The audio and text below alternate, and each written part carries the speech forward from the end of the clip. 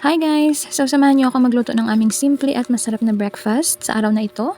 So naggayat-gayat lang po ako dyan ng cabbage. So maninipis na gayat lang ng cabbage.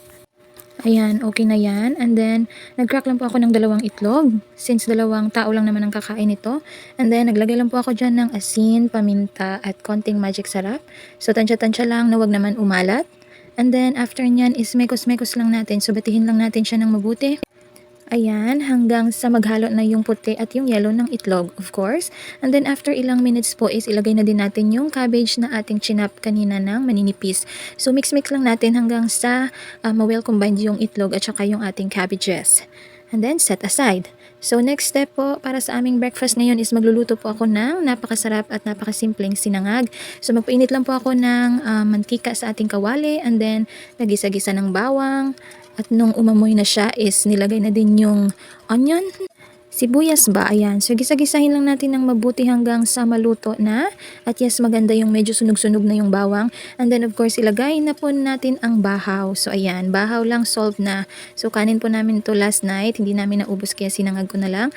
Ayan, mekos-mekos lang hanggang sa matanggal yung mga buo-buo dyan sa kanin. So konting mekos-mekos lang yan. And then pag medyo okay na or wala na yung mga buo-buo sa kanin is pwede na natin lagyan ng konting asin at konting paminta as well. So ayan, depende sa iyo kung gaano kadaming paminta, pero sa akin konti lang.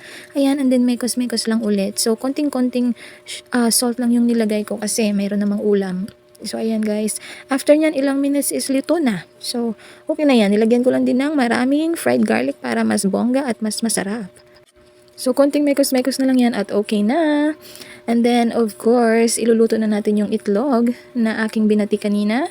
So, nagpainit lang din ako dyan ng mantika. Same pan lang din. And then, nilagay ko na yung itlog na binati na may cabbage.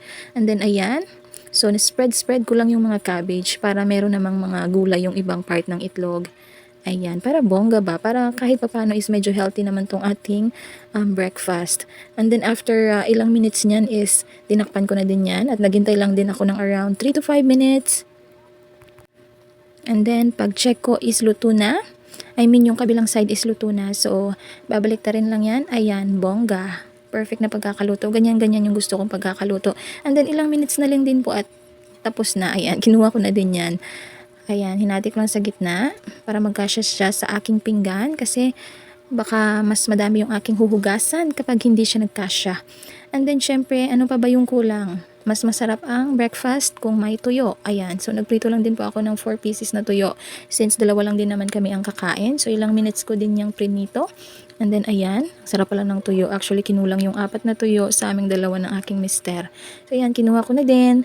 And then tapos na. Ganyan lang kasimple at kasarap ang breakfast dito sa probinsya. Kain tayo. Bye-bye!